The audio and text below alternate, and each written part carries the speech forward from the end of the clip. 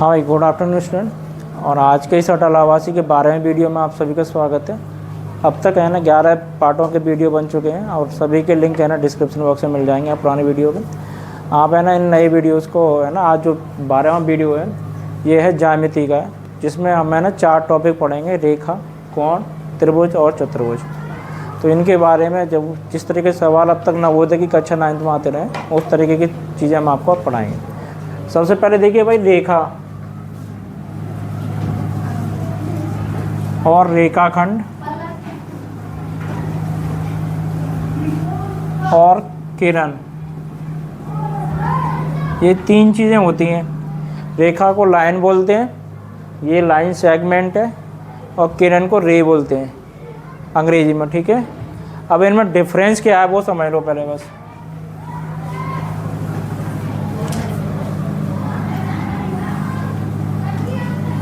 ये रेखा का चिन्ह है, इसका मतलब क्या होता है, इसको दोनों दिशाओं में बराबर कितना भी बढ़ाया जा सकता है। ठीक है, कितना भी बढ़ाया जा सकता है। ये इस तरफ भी बढ़ सकती है और ये इस तरफ भी बढ़ सकती है। ठीक है, अब इसी रेखा में से हमने ये जो हिस्सा काट लिया, इसको बोलते हैं रेखाखंड। ये है रेखाखंड। पहली बात तो ये समझ में आ गई, इसके 2 अंतिम बिंदु होते हैं। कितने? 2 एंड पॉइंट होते हैं। इसका कोई एंड पॉइंट नहीं है, कोई भी अंतिम बिंदु नहीं है। ठीक है, इसका एक होता है, इसका एक होता है। इसका चिन्ह, इसका क्या है, ये इस तरीके से होगी। ये केवल एक ही तरफ बढ़ेगी, जिस तरफ तीर का निशान है उस दिशा में आगे बढ़ेगी ये। ठीक है, समझ में आ गया। और इस पॉइंट को इनिशियल पॉइंट या प्रारंभिक बिंदु भी कहते हैं। ठीक है, समझ में आ गई बात। इसके कोई अंतिम बिंदु नहीं, 2 एंड पॉइंट, 1 एंड पॉइंट।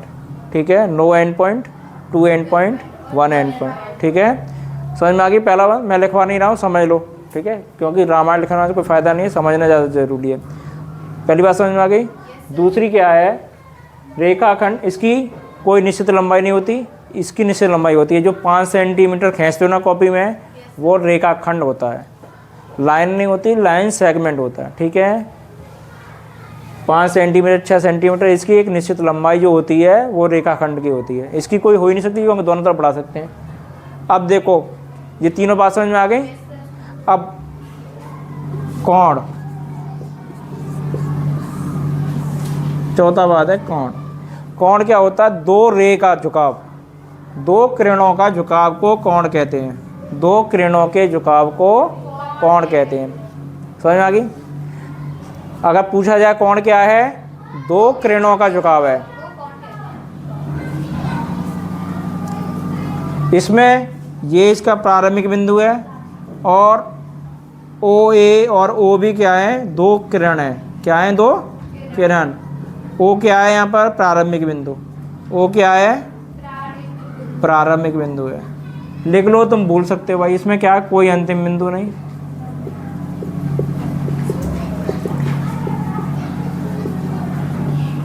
इसमें 2 एंड पॉइंट होते हैं, 2 अंतिम बिंदु।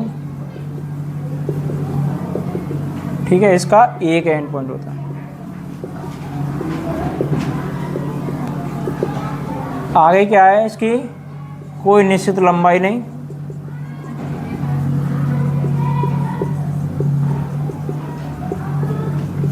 इसकी निश्चित लंबाई होती है।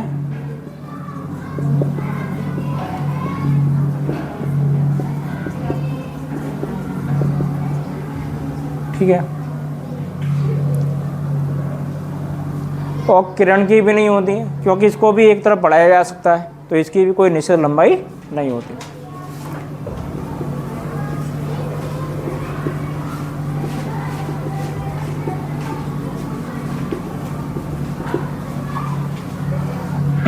लिख गया भाई सभी का।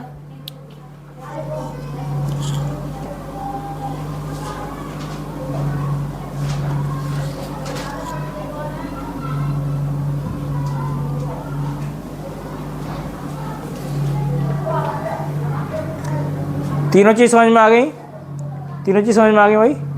अब आगे देखो रेखाओं के प्रकार।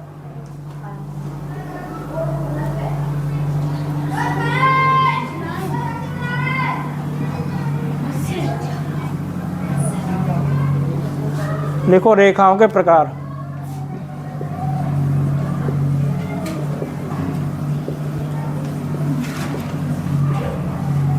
इसको भी मैं समझाऊंगा भाई, रामायण भाषा नहीं लिखाऊंगा। समांतर रेखाएं, समझते हैं ना, ऐसी दो रेखाएं जो एक दूसरे को कभी ना काटें। ऐसी दो रेखाएं जो एक दूसरे को कभी ना काटें, पहली बात। दूसरी बात क्या है, इन रेखाओं के बीच हर एक बिंदु पर दूरी बराबर होनी चाहिए। दूरी बराबर होनी चाहिए, समझ में आ गई बात। तो ऐसी दो रेखाएं जो एक दूसरे को कभी ना काटें और हर एक पॉइंट पर रेखाएं कैसी हो, बराबर हो। जैसे तुम्हारी नसैनी होती है, वो समांतर रेखाओं का उदाहरण है। देखा नसैनी जो कामों में होती है ना, अगर वो एकदम टाइट है, फिक्स है, तो वो समांतर रेखा है। और वो इधर उधर झुक रही है तो नहीं है ना। हाँ, रेल की पटरियाँ हैं, तो रेल की पटरियाँ कौन सी वाली हैं, कभी कभी क्रॉस पे मिल जाती हैं वो, तो जहाँ तक ना मिले तहाँ तक वो समांतर हैं। ठीक है,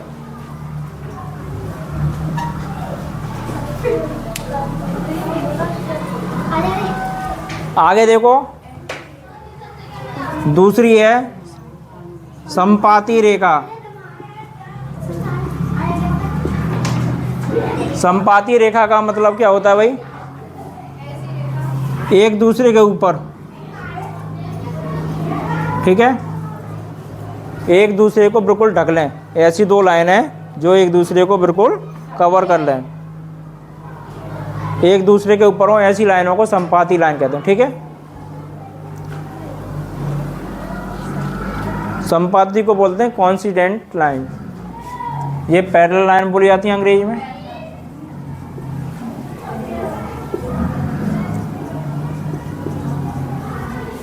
कोइंसिडेंट से लिखी है मैंने इस पहले, CONCIDENT, CI, कोइंसिडेंट लाइन।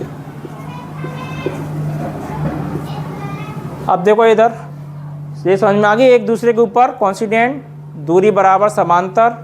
तीसरी जो टाइप है तिर्यक रेखा। तीसरा क्या है, तिर्यक रेखा। तिर्यक रेखा क्या होती हैं, एक दूसरे को काटें, एक दूसरे को काटें, प्रतिच्छेदी रेखाएं, सॉरी तिर्यक नहीं, प्रतिच्छेदी रेखाएं, एक दूसरे को काटें, इनको लिख लो प्रतिच्छेदी।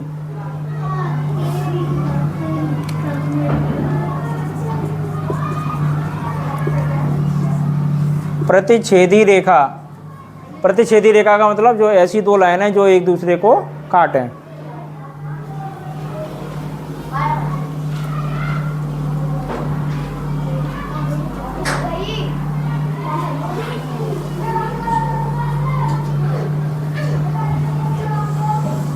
चौथा टाइप देखो भाई,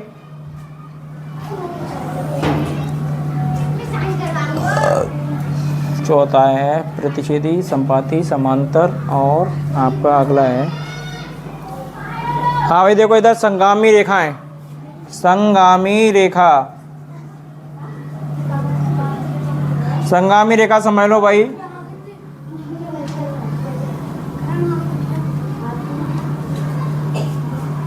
ऐसी बहुत सारी लाइनें हैं, ऐसी सारी लाइनें जिन जो एक ही बिंदु से होकर जाएं, एक ही बिंदु से होकर गुजरने वाली कर देंगे, एक ही बिंदु से गुजरने वाली लाइनें संगामी रेखाएं कहलाती हैं। ठीक है ना, हाँ चक्कर समझ में आ गई नहीं। जैसे सारी लाइनें अगर एक ही बिंदु से पास हो रही हैं तो वो सारी रेखाएं एक दूसरे की संगामी कहलाएंगी। अब लिखो तिर्यक रेखा, पांचवा है तिर्यक रेखा।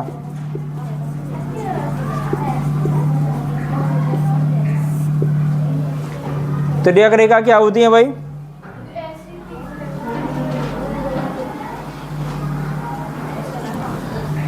जब दो समांतर रेखाओं को, लिख लो इसे, जब दो समांतर रेखाओं को एक झुकी हुई लाइन काटती है,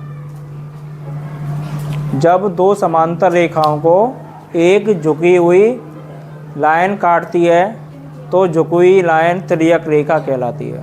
ठीक है, कौन सी है इसमें तिर्यक रेखा, ये वाली।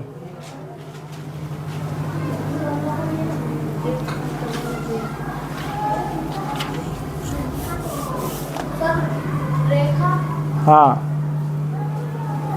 रेखा ही लिखा हुआ है वो। ले,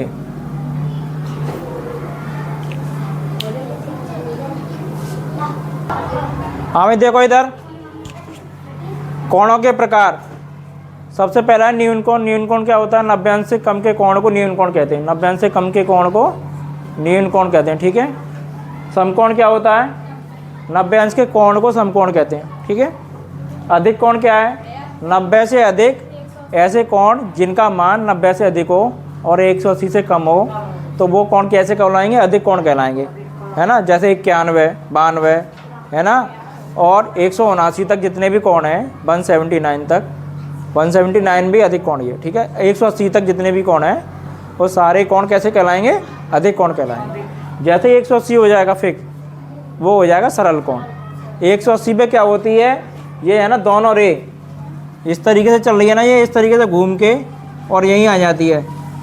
अगर दोनों रे यानी दोनों किरणों का मुंह एक दूसरे के उल्टा हो, एक दूसरे के उल्टा हो, विपरीत दिशा में हो, तब 180 अंश का कोण बनता है। समझ में आ गई बात?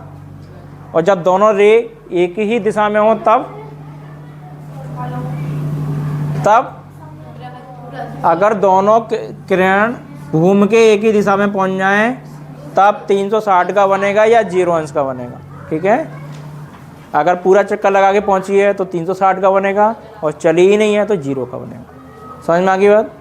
अब देखो इधर बृहद कोण क्या होते हैं? 180 अंश से कम, वो 180 अंश से अधिक और 360 से कम, है ना। ये तो 181 से लेके जितने भी कोण हैं 360 के, वो सारे किस में आ जाएंगे? बृहद कोण में आ जाएंगे, ठीक है। और 360 अंश यानी 360 डिग्री कोण के को क्या कहते हैं? पूर्ण कोण कहते हैं। क्या कहते हैं? ये कोण प्रकार समझ में आ गए। अब कुछ जो विशेष प्रकार हैं वो लिख लो इनके अलावा।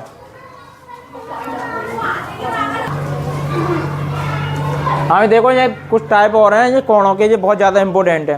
ज़्यादातर सवाल इन्हीं पर आते हैं आधारित, ठीक है। उन जो अभी पहले सिखाए थे उनमें से बहुत कम मिलेंगे तुमको।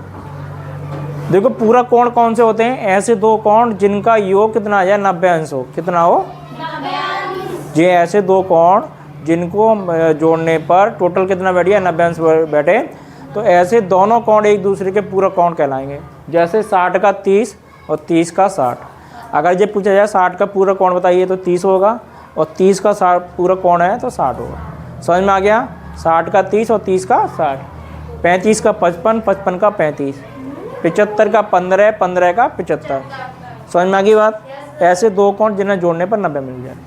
ऐसे ही सप्लीमेंट्री एंगल यानी संपूरक कोण क्या होते हैं? ऐसे दो कोण जिन्हें जोड़ने पर कितना मिल जाए? 180। कितना हो जाए? 180 अंश। तो वो एक दूसरे के संपूरक कोण कहलाते हैं। जैसे 120 60, ठीक है, 120 60, 110 70, है ना। और ऐसे लिख लेना, ठीक है। ऐसे दो कोण 100, हाँ ठीक है, 180 अंश हो जाए। समझ में आ गई बात? तो इस तरीके से तो यहाँ पर 120 60 का संपूरक है और 60 है, अच्छा ये है। हाँ भाई देखो इधर 120 60 का हो जाएगा और 60 120 का संपूरक है। समझ में आ गई बात? 110 का संपूरक 70 और 70 का संपूरक 110, ठीक है। आगे देखिए आसन कोण। आसन कोण क्या होते हैं? जब है ना एक ही शीर्ष हो और दोनों के बीच में एक उभयनिष्ठ रेखा हो। अगर इस तरीके से कोण जो दो कोण बने, बीच में एक लाइन आ रही है ना, ये वाली लाइन दोनों में है, ओ क्यू दोनों के अंदर है। समझ में आ गया? इस वाले कोण में भी है और ऊपर वाले कोण में भी है। अगर इस तरीके से कोण बने कि एक तो एक ही शीर्ष हो और एक लाइन उनमें कॉमन हो, तो ऐसे दो कोण आसन कोण कहलाते हैं। दूसरी बात तो समझ लो, आसन कोण तभी बनेंगे जब दोनों कोण उभयनिष्ठ भुजा के अलग अलग साइड पे हों, यानी एक ऊपर है तो दूसरा नीचे होना चाहिए, अगर एक दायां है तो दूसरा बाएं होना चाहिए। ऐसा नहीं हो दोनों कोण अगर बाएं पर हैं या दोनों कोण दाएं पर हैं या दोनों कोण ऊपर हैं तो वो कोण आसन कोण नहीं कहलाते, ठीक है। ये बात समझ में आ गई? आगे देखिए शीर्ष, ये क्या? रेखिक युग्म कोण। ऐसे दो कोण, ऐसे दो आसन कोण जिनका योग 180 अंश आ जाए, है ना। जैसे कह देते ना एक खड़ी हुई लाइन पर पड़ी हुई लाइन खींच तो जो कोण मिलेंगे इन दोनों का योग कितना आएगा? 180 अंश आएगा। कितना आएगा? 180 इसका मतलब क्या हुआ, अगर ये 60 का है तो ये 120 का होगा, ठीक है। अगर ये 110 का है तो ये कितने का होगा, 70 का। कितने का होगा, समझ में आ गई बात। आगे देखिए शीर्ष अभिमुख कोण। अगर दो तिर्यक लाइन है इस तरीके से, दो तिर्यक लाइन जो एक दूसरे को काट रही हैं, प्रतिच्छेदी लाइन, ठीक है, अगर काट रही हैं तो ये इनके आमने सामने के कोण एक दूसरे के बराबर होते हैं, एक दूसरे के बराबर। अगर ये वाला कोण 40 है तो ये भी 40 होगा, समझ में आ गई बात। ये वाला भी कोण और ये वाला कोण भी बराबर होगा, इनके आमने सामने के कोण बराबर होते हैं। अगर ये 60 है तो ये वाला भी 60 होगा, समझ में आ गई बात, ठीक है। ऐसे कोणों को शीर्ष अभिमुख कोण कहते हैं। ये कोण समझ में आ गए, तो यही तो। हाँ देखो इधर, अब आया अगला टॉपिक, त्रिभुज। त्रिभुज में क्या होता है, 3 भुजाएं होती हैं और 3 ही कोण होते हैं। इसमें भुजाएं कौन कौन सी हैं, भुजाएं AB, BC और CA। कौन कौन कौन से हैं, एंगल A, एंगल B और एंगल C। ये बात समझ में आ गई। अब देखो इधर, त्रिभुज का जो प्रकार होते हैं 2 प्रकार के होते हैं, एक तो भुजाओं के आधार पर, एक कोणों के आधार पर। भुजाओं के आधार पर भी 3 प्रकार के होते हैं और कोणों के आधार पर भी 3 प्रकार के होते हैं। सबसे पहले आ जाए भुजाओं के आधार पर। ये पहला है समबाहु त्रिभुज, इसको इक्विलेटरल ट्रायंगल बोलते हैं अंग्रेजी में। इसका मतलब है तीनों भुजाएं बराबर। अगर एक भुजा 6 सेंटीमीटर की है तो बाकी की दोनों भी 6-6 सेंटीमीटर की होंगी। इसमें क्या है, कोई 2 भुजाएं बराबर होंगे, कोई 2 भुजाएं समान, आगे कोई भुजा समान नहीं, कोई भुजा समान नहीं। आगे न्यून कोण त्रिभुज में देखिए एकदम, न्यून कोण त्रिभुज में क्या है, तीनों कोण 90 अंश से कम। तीनों कोण कैसे होने चाहिए, न्यून कोण होने चाहिए, तीनों कोण न्यून कोण होने चाहिए। समझ में आ गया, 60-60-60 भी हो सकते हैं। आगे देखिए इधर समकोण त्रिभुज, इसमें एक कोण 90 अंश से एक कोण 90 अंश होगा, एक कोण समकोण, एक कोण समकोण होगा। तीनों कोण, तीनों नहीं हो सकते ना, एक ही तो हो सकता है 90, 3 हो जाएंगे तो 270 हो जाए। आगे देखिए अधिक कोण त्रिभुज, इसमें क्या है, एक कोण 90 अंश से बड़ा होगा, एक कोण 90 अंश से बड़ा। ये त्रिभुज प्रकार समझ में आ गए, समझ में आए, कोई परेशानी किसी में। अच्छा, त्रिभुज के तीनों अंशों का, तीनों कोणों का योग कितना होता है, 180 अंश। किसी को कोई परेशानी इसमें, ठीक। आगे देखिए चतुर्भुज,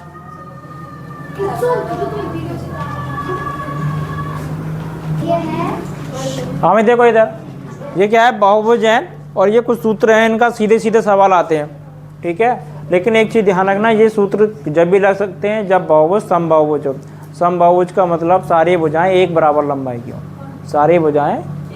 बहुभुज क्या होता है, ऐसी आकृति, बंद आकृति जहाँ 3 से अधिक भुजाएं हों, 3 से अधिक भुजाएं। त्रिभुज भी एक बहुभुज होता है, लेकिन है ना जनरली मान लो, ठीक है, केवल कोण को छोड़ के, है ना। अब देखो ये इधर 2 कर लो, ठीक है, ऐसी आकृति जहाँ 2 से अधिक भुजाएं हो, बहुभुज कहलाता है। समझ में आ गई बात।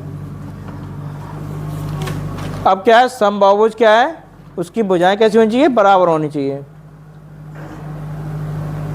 अब देखो इधर पहली, और दूसरा है, ये 2 प्रकार के होते हैं, एक तो उत्तल बहुभुज और एक अवतल बहुभुज, ठीक है, एक उत्तल बहुभुज और एक अवतल बहुभुज। अब बात कर लेते हैं जो तुम्हारे नवोदय के काम के हैं। एस क्या है, समबाहुभुज, इनके कुछ सूत्र हैं, जैसे प्रत्येक बाह्य कोण का मान, एन क्या है यहाँ पे, भुजाओं की संख्या। अगर पंचभुज का पूछा है, पंचभुज के प्रत्येक कोण का मान कितना होगा, अंतः कोण का, तो 5 का भाग दे देंगे, ठीक है। इसमें कोण और भुजा दोनों बराबर होती हैं, समबाहुभुज तब कहलाता है, ठीक है। प्रत्येक कोण का मान ही बराबर होना चाहिए और प्रत्येक भुजा भी समान लंबाई की, ठीक है। अब देखो प्रत्येक अंतः कोण का मान, तो यहाँ क्या करेंगे, 5 में से एन की कितना रखेंगे, 5। अगर पंचभुज के लिए बात कर रहा है, चतुर्भुज की बात कर रहा है तो एन बराबर 6, षष्ठभुज की बात कर रहा है तो एन बराबर 6 और चतुर्भुज की बात कर रहा है तो एन बराबर 4। समझ में आ गई बात। अगर यहाँ पे विकर्णों की संख्या पूछी है तो यहाँ लगा देंगे। त्रिभुज में विकर्ण क्यों नहीं होते हैं, अब देखो एन बराबर, जैसे यहाँ 3 रखेंगे तो 3 में से 3 गए 0, तो जब 0 की गुणा करोगे तो विकर्णों की संख्या कितनी हो गई? 0 होगी। बात समझ में आ गई? त्रिभुज में विकर्ण क्यों नहीं होते हैं? इसलिए नहीं होते हैं। आगे देखिए, प्रत्येक बाह्य कोण का योग 360 अंश होता है। ये सीधे सीधे याद करने हैं तुमको। सभी अंतः कोणों का योग, अगर ये पूछा जाए कितने समकोण होगा तो नीचे वाला यूज करना है, और कितने अंश होगा, कितने अंश का जो है योग बनेगा, कितने डिग्री का, तो क्या करना है? ऊपर वाला यूज करना है। समझ में आ गया बात? योग पूछ रहा है तो ऊपर वाला यूज करोगे, अगर ये पूछ रहा है कितने समकोण होना चाहिए तो नीचे वाला। अब देखो इधर समझ लो, जैसे त्रिभुज का अंश कितना होता है? 180 अंश होता है, तो n बराबर 3 रखो यहाँ पे। 3 में से 2 गया, 1 की गुणा 180 में करी, कितना? 180। चतुर्भुज का कितना होता है? 360। चतुर्भुज के अंतः कोणों का योग कितना होता है? 360। तो 4 रखो n बराबर, 4 में से 2 गया, 2 बचा, 2 की गुणा 180 के साथ 360। समझ में आ गई बात? ठीक। अब हाँ मैं देखो इधर, ये चतुर्भुज है। चतुर्भुज क्या होता है? 4 भुजाओं से घिरी आकृति को चतुर्भुज कहते हैं, ठीक है। और चतुर्भुज के चारों कोणों का योग 360 अंश होता है, ये तो बता दिया। अब तीसरा ये चतुर्भुज के कुछ प्रकार हैं, ठीक है। तो पहला प्रकार है आयत, वर्ग, समांतर चतुर्भुज और समचतुर्भुज। अब देखो इधर, इसमें क्या है? चारों भुजाएं बराबर कि वो सम्मुख भुजाएं बराबर होती हैं, किसमें? आयत में। वर्ग में चारों भुजाएं बराबर होती हैं, समांतर में भी सम्मुख भुजाएं बराबर होती हैं, और समचतुर्भुज में चारों भुजाएं बराबर होती हैं। आगे क्या है? इसमें प्रत्येक कोण समकोण होता है, इसमें प्रत्येक कोण समकोण होता है, इसमें प्रत्येक कोण समकोण नहीं होता है, और यहाँ भी नहीं होता। लेकिन यहाँ क्या है? आमने सामने के कोण कैसे होते हैं? बराबर होते हैं, ठीक है। अब देखिए इधर, विकर्ण यहाँ बराबर है, यहाँ बराबर है, इन दोनों में बराबर नहीं है, ठीक है। आगे क्या है? देखिए, विकर्ण सभी के एक दूसरे को काटते हैं, विकर्ण सभी के एक दूसरे को बराबर काटते हैं। अगर विकर्ण काट रहे हैं तो 2 बराबर हिस्से में काट रहे हैं। अंतर क्या होता है? ये 90 अंश पे काटेंगे, ये भी 90 अंश पे काटेंगे, ये 90 अंश पे नहीं काटते बस, ठीक है। ये चारों पे आते जाए, चारों अंतर समझ में आ गए। 2 टाइप और हैं, वो लिख लो फटाफट से। हाँ भाई देखिए इधर 5वां प्रकार है, ये पतंग का है, ठीक है। इसमें क्या होता है कि जो भुजाएं पास पास होती हैं इनको आसन भुजा कहते हैं, ठीक है। एक ये तो ये पास वाली भुजाएं बराबर होती हैं, ये वाली भुजा इसके बराबर होगी और ये वाली इसके बराबर होगी, ठीक है। जो पास पास की दोनों भुजाएं वो कैसी होंगी? बराबर होंगी। तो ये लिखा हुआ है, समान 2 भुजाओं के जोड़े होते हैं। विकर्ण एक दूसरे को 90 अंश पे भी काटेंगे, ये भी काट रहे हैं विकर्ण इसके 90 अंश पे, विकर्ण बराबर नहीं होते इसमें, विकर्ण बराबर नहीं। तो देखो ये वाला बड़ा है, ये वाला छोटा है। अब देखो इधर सबलम चतुर्भुज में क्या है? इसमें 2 भुजाएं तुम्हारी समांतर होंगी, 2 भुजाएं समांतर होंगी और 2 समांतर नहीं होंगी। आगे 7वां प्रकार है चक्री चतुर्भुज का। 7वां प्रकार है चक्री चतुर्भुज की पहचान देख लो। एक ऐसा चतुर्भुज जिसके चारों कोने वृत्त की परिधि पर स्थित हों, वृत्त की परिधि पर स्थित हों, ऐसे चतुर्भुज को चक्री चतुर्भुज कहते हैं। अब इसकी प्रॉपर्टी क्या है? प्रॉपर्टी ये है कि इनके आमने सामने के जो कोण है इनका योग 180 अंश होता है, यानी ये कोण एक दूसरे के संपूरक होते हैं। देखो P और R का योग 180 अंश होगा, Q और S का योग 180 अंश होगा, ठीक है बच्चों। आज के वीडियो में बस इतना ही, और मिलते हैं अगले वीडियो में नए टॉपिक के साथ, और वो है आपकी सांख्यिकी। अब तक है ना जितने वीडियो बना दिए हैं आपने ना, सारे वीडियो का लिंक इसके डिस्क्रिप्शन में मिल जाएगा, आप वहाँ से जाके देख लीजिए और अच्छे से अपनी तैयारी करते रहिए। और वीडियो को लाइक शेयर ज़रूर कर दिया करें ताकि अधिक से अधिक बच्चे इन वीडियो तक पहुँच पाएँ। और ठीक है बच्चों, धन्यवाद बच्चों।